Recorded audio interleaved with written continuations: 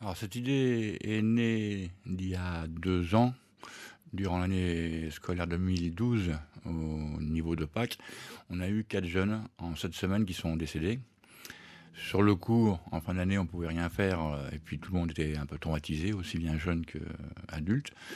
Et donc l'année suivante, on a mis en place disons, quelque chose qui va être pérennisé maintenant, de toucher les élèves pendant une journée, sur la prévention sécurité routière. Alors pourquoi sensibiliser encore, j'ai presque envie de dire en 2014, les jeunes? Ils ne le sont pas assez? Bah, on l'a vu l'année dernière pour la première fois avec des élèves de première et terminale, qui découvraient réellement ce que faisait dans une voiture tonneau, à quoi servait la ceinture de sécurité. Ils ont découvert. Alors, certains déjà pilotent, hein, conduisent les véhicules et ne voient pas à quoi sert la ceinture de sécurité. Ça, c'est un exemple. Les jeunes que vous cherchez à sensibiliser au travers ces différentes actions, ils ont quel âge en moyenne?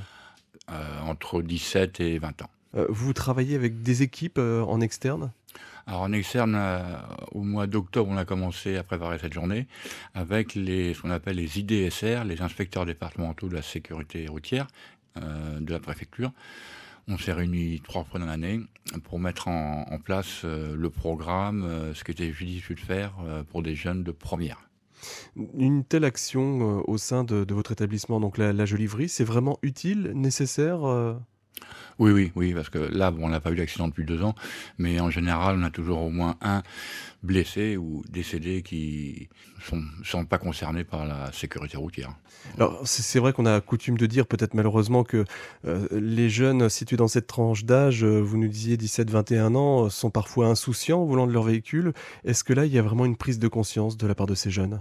Alors, sur le coup, oui, on a toujours peur que pendant, mettons 15 jours après la journée, ou au bout de 15 jours, bon, on a peur que tout a disparu. Lors d'une soirée, un samedi soir, une fête, on prend le volant, on fume un pétard, voilà, ou l'alcool, drogue, ça va pas ensemble. Et depuis le temps que vous menez de telles opérations, prévention routière donc, au sein de l'établissement, vous avez constaté une évolution, de la mentalité chez ces jeunes? Alors là, c'est la deuxième année qu'on fait cette action. La première année, donc l'année dernière, c'était avec des élèves de première et terminale, parce qu'on voulait que les terminales soient là, parce que là, c'est leur copain qui était mort, l'année d'avant. Et cette année, c'est uniquement les premières.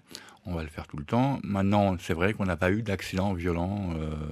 Comment va se décomposer cette journée? Alors chaque classe aura 3 heures d'intervention, 3 heures, 3 fois 1 heure. Je vais vous dire un peu qui sera présent, durant cette journée. Un point fort avec l'association Jennifer, Mélanie et les autres, une association de mamans qui ont perdu leurs enfants à cause de chauffards.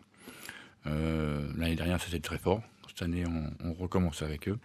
On a l'association Le Triangle, de prévention stupéfiants, qui sera présente, avec aussi l'association NPA, l'alcool, qui vont discuter avec les jeunes par petits groupes. La police sera sur plusieurs stands, un stand de moto et éthylotest, un stand de voiture radar et une conférence, disons, une discussion sur les lois et stupéfiants, et la conduite.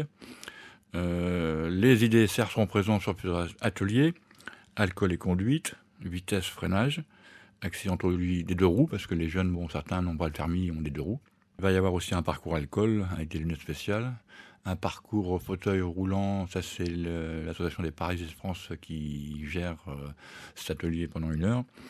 La SACER, une association prévention routier, va venir avec ce qu'on appelle le test choc pour bien comprendre à quoi sert une ceinture de sécurité. Et nous aurons aussi la voiture tonneau du conseil général.